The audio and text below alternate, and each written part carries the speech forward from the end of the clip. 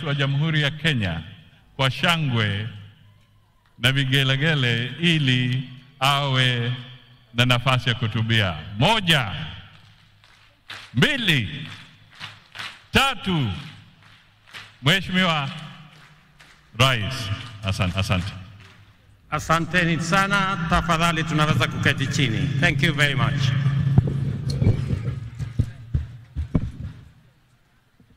Viongozi wote wenzangu na watu wa Kwale, hamjambo. Kwale, hamjambo.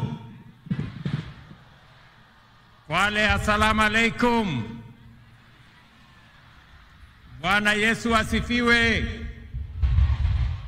Similani, Mjisimila, Malamadzo, Mvula ya Pevo, Mloganji, Similani. Ndugu watu wa Kwale, kwanza nataka niwapongeze wananchi wa Kwale na wananchi wa taifa letu tunayoipenda Kenya kwa kutukaribisha katika sherehe hii ya Mashujaa 2024 hapa Kwale. Nataka nimpongeze pia ama niwapongeze pia viongozi wote wa Kwale hii wakiongozwa na Mama Governor Fatuma Achane.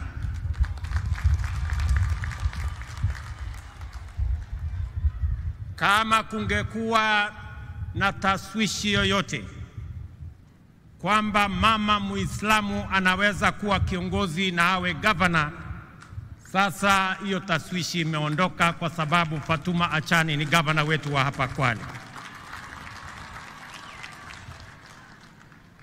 We can now confirm without a doubt that women leadership has a firm place in the Republic of Kenya.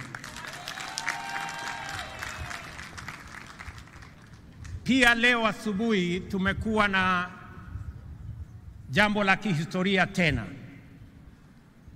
Kwa mara ya kwanza katika taifa letu,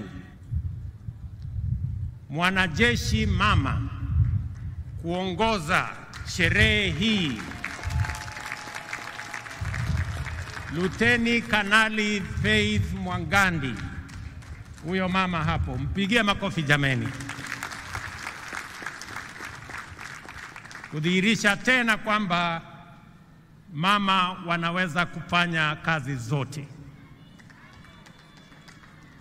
And that is why we, the people of Kenya, are proud defenders of our freedom and aspire to become and remain free and sovereign. These were the foremost attributes of the first generation of freedom fighters who faced the monster of imperial domination with unflinching courage and commitment to prevail, even if it cost them everything, including their very lives. From them, we have a fine model that has inspired generations of selfless patriots and continues to inspire us today as we do our part in nation building. From them, we have learned that to be free, we must be united as one family that draws its strength from the unique contribution of its diverse members, and that we must see each other as equals, treat each other justly, and leave no one behind. We, the people of Kenya, know that just like our ancestors, we have what it takes, including the values, principles, and commitments that define Mashujaa, to break free of oppression, humiliation, poverty, and indignity. We know this because for our nation to be free, brave men and women young and old, from every community and every region, struggled with exemplary determination until Kenya was free. We know this because everywhere you go in Kenya, the echoes of heroism, histories of sacrifice, and legacies of historic struggle by ordinary people who achieved extraordinarily endure to date. Our heroes did not hail from one village or speak one language. Our heroes are numerous and diverse, united by a principled commitment to confront an unjust, exclusive, and oppressive system in pursuit of a noble vision of national liberation. This unity of purpose motivated the icon of courage, Mekatilili Wamwenza, and her generation of champions from every part of Kenya to resist colonialism, as well as Ronald Ngala and his fellow freedom fighters who advocated independence and decentralized government, which was an early fashion of devolution. In confronting colonialism, Mekatilili Wamwenza did not seek to free her village or region from occupation by a community. Instead, she resisted the structures and institutions of a system of exploitation and tyranny in the knowledge that defeating it would free a whole nation. This is the same spirit embraced by our freedom fighters, such as Otenyo Nyamantere and Mora Ngiti from Kisii, Wanameme Masinde in Bungoma, Oigo Paul Agwech and Oyuko Fipi Ambio in Kisumu, Igogi Teresa Kiambi in Meru, Kalondu Matheka Mbalu in Makueni, and many others. The great lesson that has been passed down to us from their era, and which we must faithfully transmit clearly and boldly to the future generations, is that every citizen of Kenya is a full and equal member of our political community, entitled to make a contribution to nation building, and with an inalienable right to a full, just, and fair share of all the benefits that accrue from our development. No proposition to discriminate or to unjustly diminish one while enlarging another's right is admissible anywhere. Therefore, any formula seeking to exclude, alienate, or disenfranchise any person, group of community for any reason is repugnant to the very essence of our nationhood. We are one people, and Kenya is one united, indivisible, and sovereign nation. Ladies and gentlemen, freedom came at great cost and was won against overwhelming odds. It called for a capacity to embrace immense sacrifice and willingness to pay the ultimate price. We remember them and appreciate their sacrifices. We recognize their achievements and acknowledge that the nation we have today, with its past history and future prospects, is a legacy of their work, commitment, and life. Every day, the Constitution commands us to honor our freedom fighters who struggled heroically to bring freedom and justice to our land by living up to the spirit of Mashujaa in the way we relate with one another, pursue our vocations, and build our nation. Article 10 of the Constitution shows us how to be Mashujaa in our own way, day by day, every day. The freedom fighters were inspired by enduring universal principles and values which have transcended generations and live with us today. Unity, sharing, integrity, courage, determination, and patriotism are our sources of strength in the face of difficulty, risk, and danger. The struggle for freedom is the overwhelming and everlasting mission of humanity, because in freedom lies the opportunity to achieve peace and democracy, health and wealth, justice and dignity, equality and inclusion, as well as unity in the pursuit of prosperity individually and collectively. Freedom is the key that opens the door to sustainable progress in every sector. That is why today we are a modern, competitive economy and a devolved democratic society. Our freedom has allowed us the space to grow and perfect our nationhood, sustaining the spirit of freedom to evolve from the monopoly of liberation movement into a dynamic, pluralistic society where competition makes us stronger. Since the ultimate goal of freedom is sustainable development, the heroic struggle of our time must focus on achieving this through inclusive growth. The Mashujaa of our era calls for urgent mobilization to create wealth and jobs, reduce poverty and inequality, and protect our environment. The dedication we bring to these tasks will determine how well we uphold the legacy of Mekadilili, Wamenza, and other freedom fighters. This fact is abundantly clear to us. The persistent unemployment, severe poverty, increasing inequality, and general gross underdevelopment are not only undesirable, but are also unacceptable derogation from the legacy of our Mashujaa and the spirit of our intergenerational commitment to freedom. Recognizing this, the government formulated a plan aimed at enhancing dignity and security, creating wealth and expanding opportunities by increasing investments in infrastructure development, essential service delivery, and the productivity of key strategic sectors.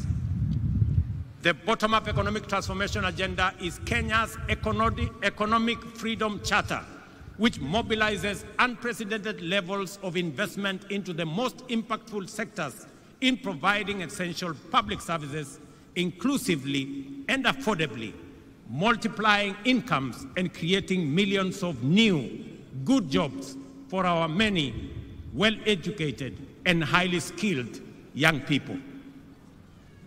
The priority sectors identified as the strategic pillars of the bottom-up economic transformation agenda have enabled us to galvanize the national development agenda by mobilizing local and foreign investments, significantly improving the reach, efficiency, and impact of services, and creating jobs at a sustained incremental rate.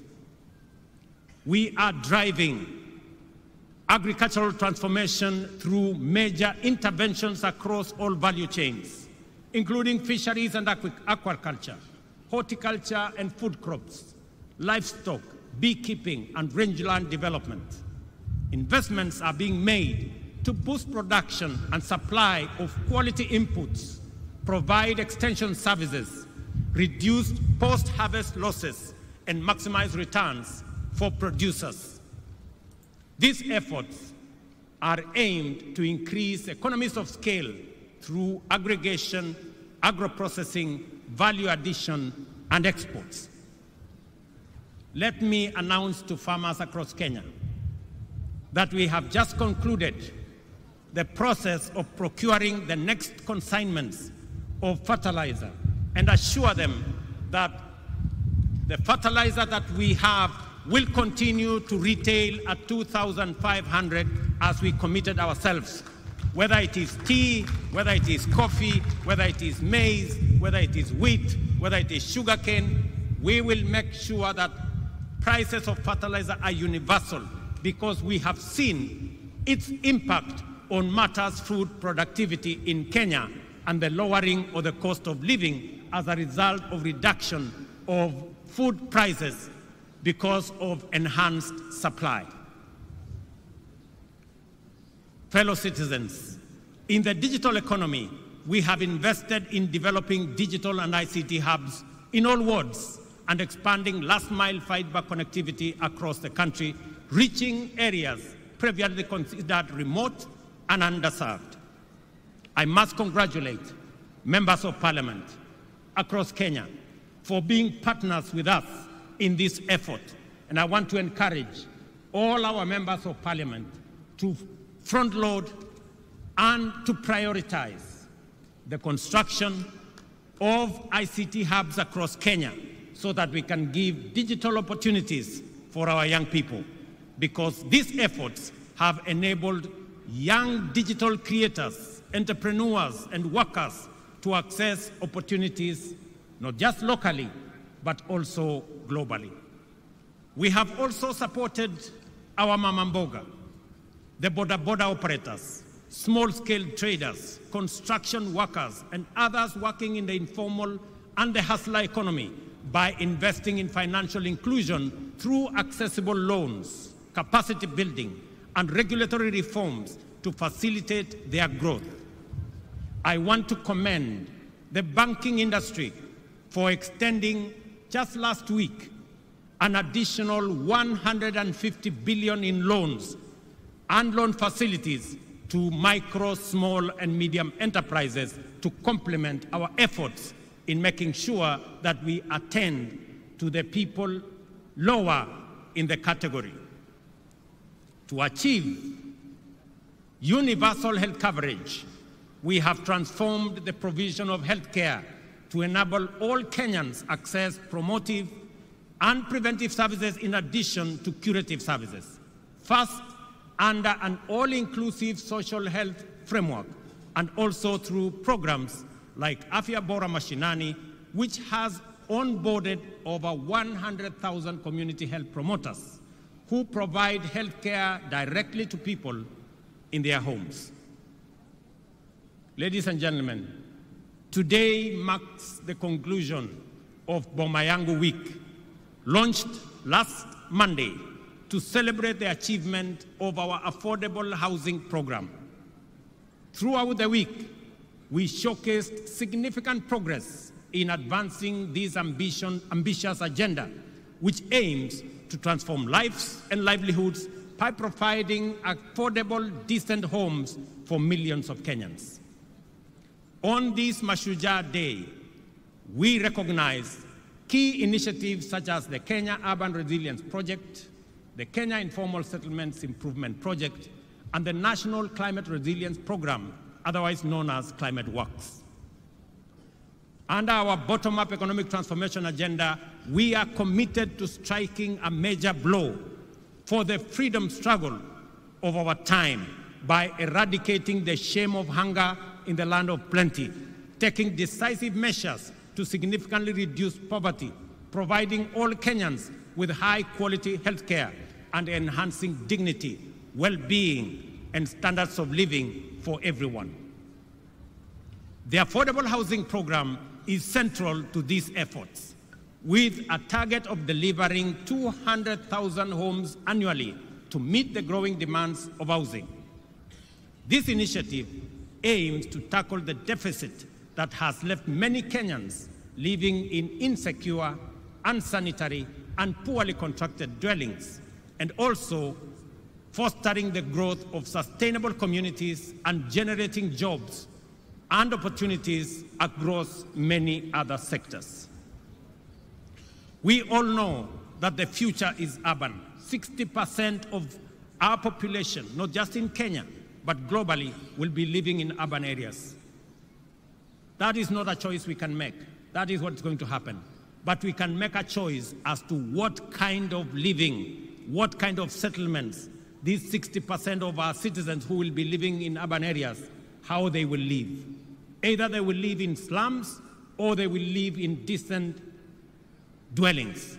It is our choice, and the choice of our generation to make sure that when we undergo this process, which is inevitable, and we have communities that are urban, they will be living in decent livelihoods. The progress so far is remarkable. 124,000 housing units are at different stages of completion across 75 sites in 37 counties. These projects include homes also for the military, police, and correctional services.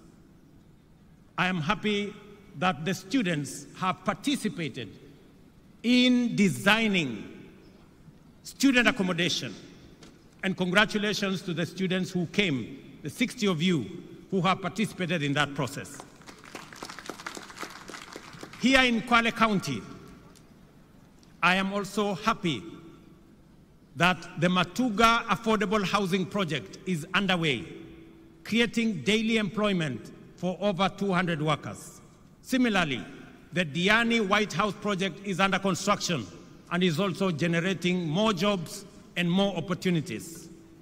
Boma Yangu, a key platform in the program, exemplifies our commitment to economic empowerment and improving Kenya's quality of life. This online portal aggregates housing demand with over 547 registered users, of whom 52,000 have collectively saved more than 2.3 billion towards home ownership. These numbers represent real individuals striving to achieve their home ownership dreams. For example, Joseph Cairo from Ruiru, who began saving on Boma Yangu and has now accumulated an impressive 895,000, more than half the cost of a one-bedroom unit. Similarly, Jemima Nyaboke, a businesswoman living with disability in Nairobi, has saved 650,000, steadily and surely bringing herself closer to home ownership. Jane Mumbi Mushina, a widow and a mother of two from Nakuru, will soon move from her rented unit, which costs 1,500 monthly, to her own one-bedroom home after patiently and with determination saving for it. Likewise, David Gagiri, a 44-year-old Juakali artisan and a father of 4, is rearing and nearing the completion of his savings to move into his own house. These stories illustrate how the affordable housing program is empowering ordinary citizens, affirming their dignity and opening pathways for financial independence. In December this year, just a few months from now, we will achieve a major milestone by handing over 1,080 new studio units at the Mukuru Meteorological Site in Nairobi, with mortgages priced at $3,200 per month. This is to citizens who today pay the same amount but live in a slum. Rent that does not qualify them to own the dwelling finally. The revolutionary dimension of this milestone is that finally mortgages will no longer be the vocabulary of a lucky few, but an accessible, feasible, and convenient instrument of bottom-up empowerment, making home ownership affordable and therefore attainable. The program's benefits extend beyond housing. So far, the Affordable Housing Program has created over 160,000 jobs throughout the housing value chain. While the industry remains predominantly male, we are working to increase female participation to 30%, up from the current 20%.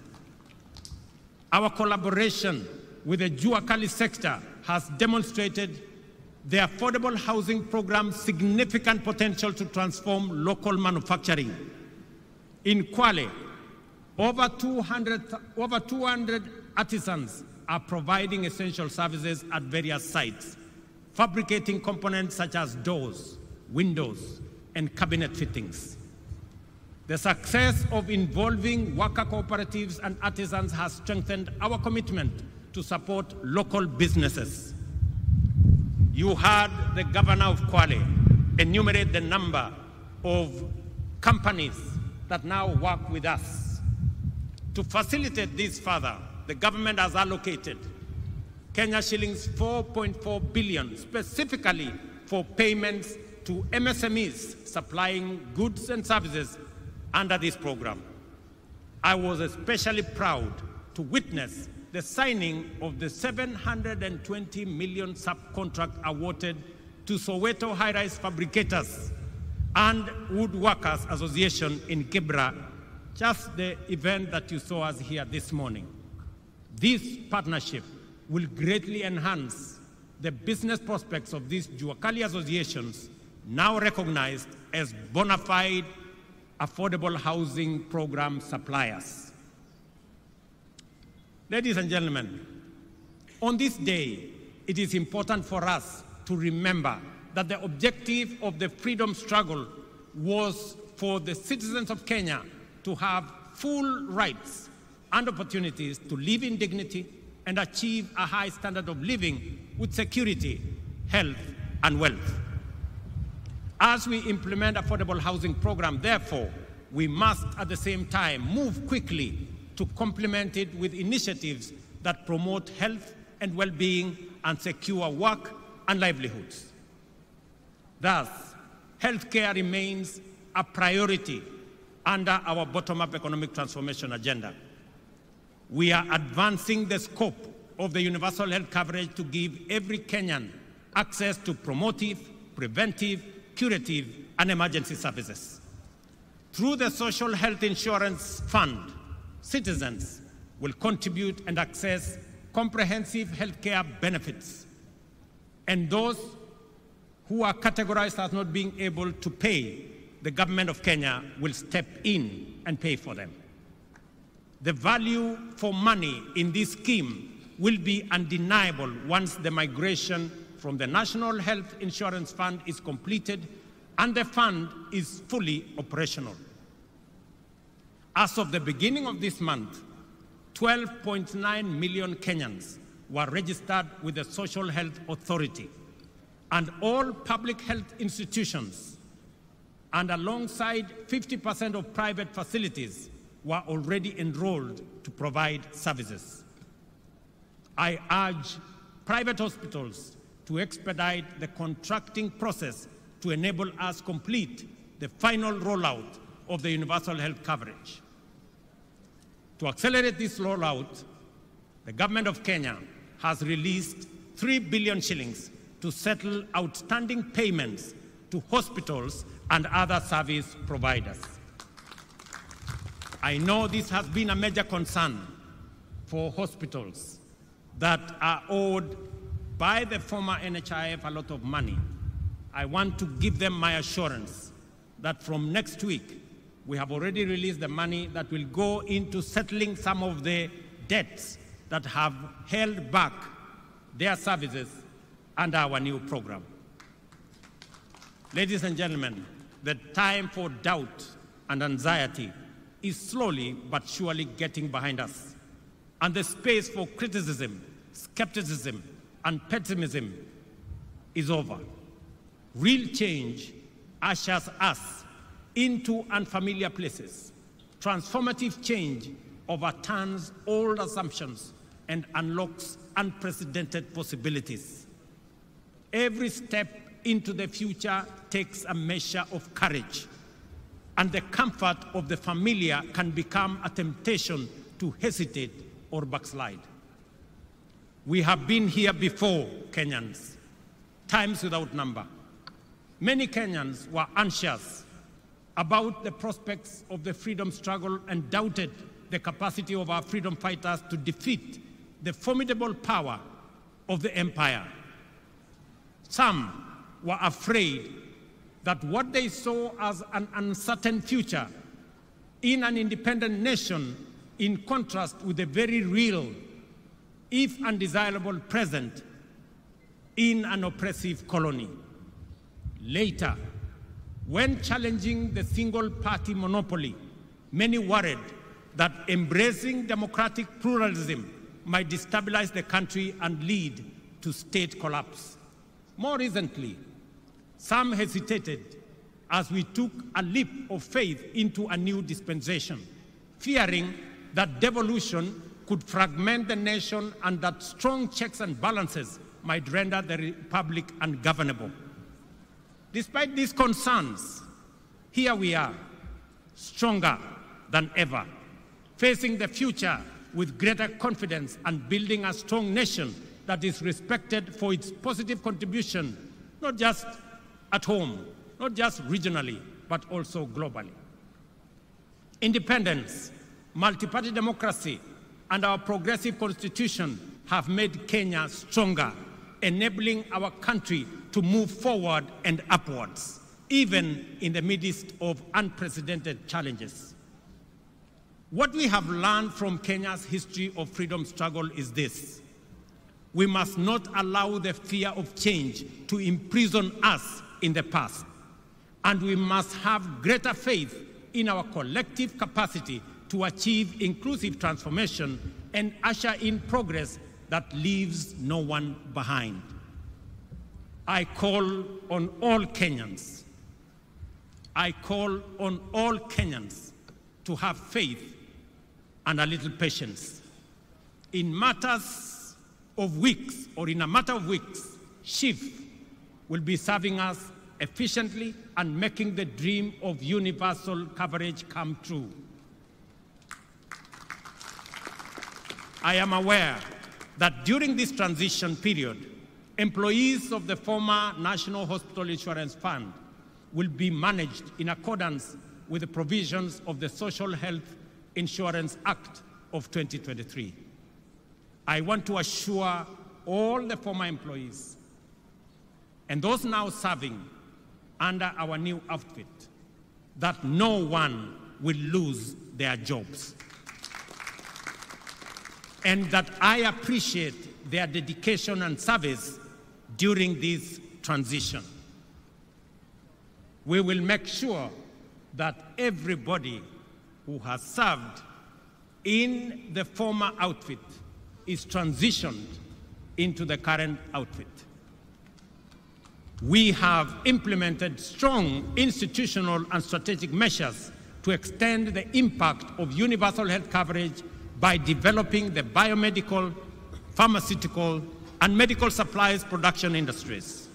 To enhance healthcare delivery and ensure the security of medical supplies, the government of Kenya is improving the overall supply chain, starting with capacity upgrades and the establishment of Kenya Medical Supplies Agency regional distribution centers in Kisumu, Embakasi, and Mombasa. Ladies and gentlemen, the Kiswahili saying, mgaga na upwa hali wali mkavu, is an understated hint of the promise held by our blue economy. Because of the Indian Ocean, Kwale County and coastal region as a whole abound with transformative opportunities of an immense magnitude. At present, the blue economy contributes 20 billion to the economy annually and is expected to increase to over 80 billion in 5 years. This transformation will create thousands of jobs and stimulate regional economy through increased investment in various industries, enhanced export manufacturing, and expanded overall economic activity. To begin with, we are investing Kenya shillings 2.7 billion in the construction of fish landing sites and markets equipped with cold storage facilities across the country, with 1.2 billion allocated specifically to the coast region. Additionally, we are releasing 1.7 billion in grants to support 612 fishing cooperatives, and groups in the region. I must commend the Ministry of Mining and Blue Economy for an excellent job that they are undertaking. The Shimoni Port, Kenya's first dedicated fish port, is now 82% complete. I came to start that project months ago. I'm very happy with the progress that is made. Once finished, it will boost the fishing industry by increasing the handling capacity by 50,000 metric tons of fish annually, thereby promoting value addition for both domestic and export market. To promote and enhance aquaculture and mariculture in the country, the government is investing 2.4 billion, including 1.4 billion allocated specifically for the Coast region in the development of the National Mariculture Resource and Training Center in Shimoni, here in Kwale County. This center will serve as a catalyst for the growth of productive and profitable mariculture. It will function as a marine fish seed breeding and multiplication center, facilitate research and innovation in mariculture, and offer training for fish farmers and students. To increase fish production and facilitate the transition of fisherfolk to deep water and exclusive economic zone fishing, the government has procured and distributed 123 fishing boats to local communities. And additionally, we plan to acquire deep sea fishing vessels for offshore fishing with a total budget of Kenya shillings 600 million allocated for this purpose this year.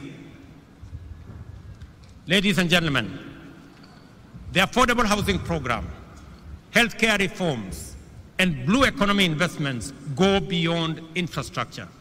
They embody our commitment to dignity, opportunity, and prosperity for many Kenyans.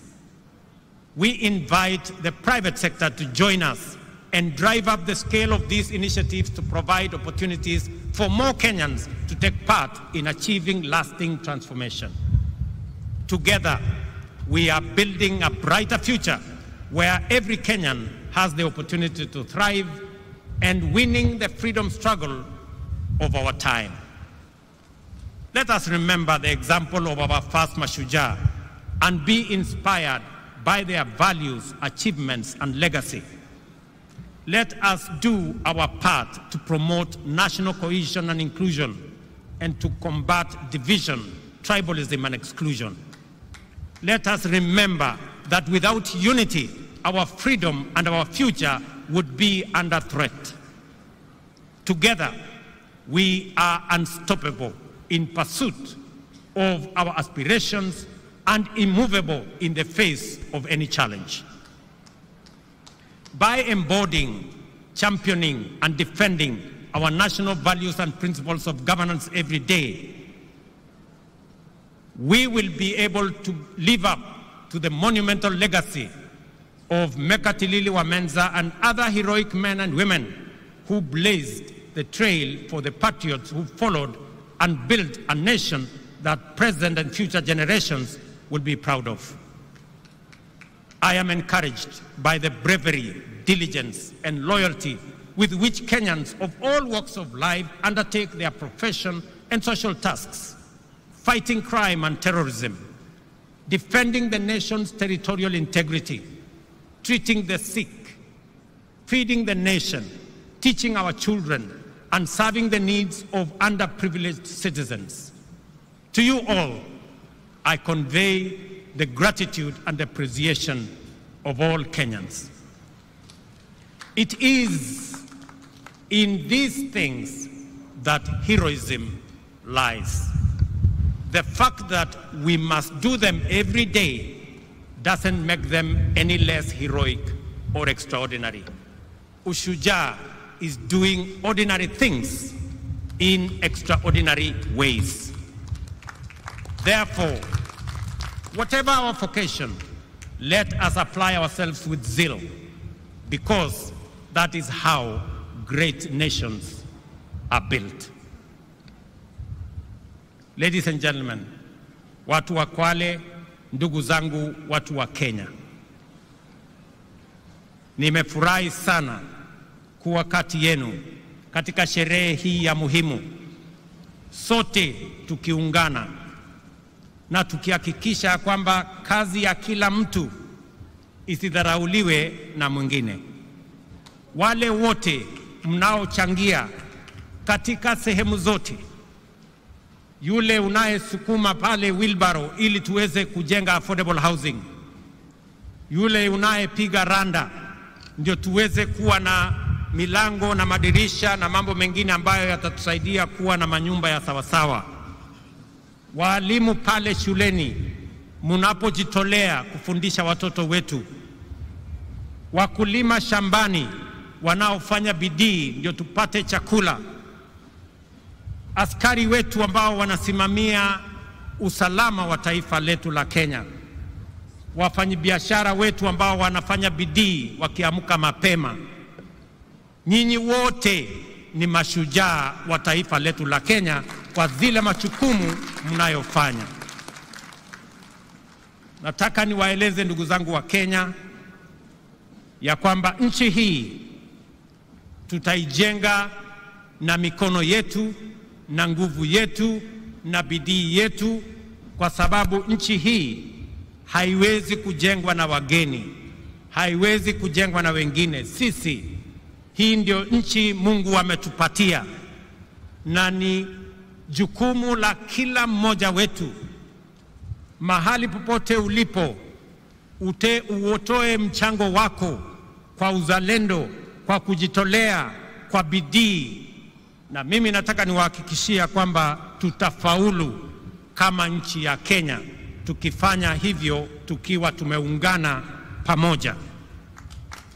Mwisho kabisa, nikiwa hapa Pwani, tumekuwa na jambo ama donda sugu la mambo ya ardhi. Nataka niwatangazie ya kwamba tayari tuko na pesa shilingi bilioni 1.5 ya kuanza ile program ya absentee landlords, na kusaidia wananchi ambao wanaishi katika mashamba ambayo sio yao, tuweze kuwasaidia wawache kuwa maskota, wawe wenyeji, kwa sababu tutaungana na wale ambao mashamba haya ni yao, tuweze kununua, ndio tuweze kusonga mbele pamoja. Na mimi nataka niulize magavana wetu pamoja na wabunge na wale wengine wote, tuungane katika safari hiyo, ndio tuweze kukomboa watu wetu kutoka mambo ya uskota. Asanteni sana watu wa Kwale, asanteni sana ndugu wa Kenya. Thank you very much. God bless you all, and God bless our great country that we love, Kenya. Asanteni sana na Mungu awabariki.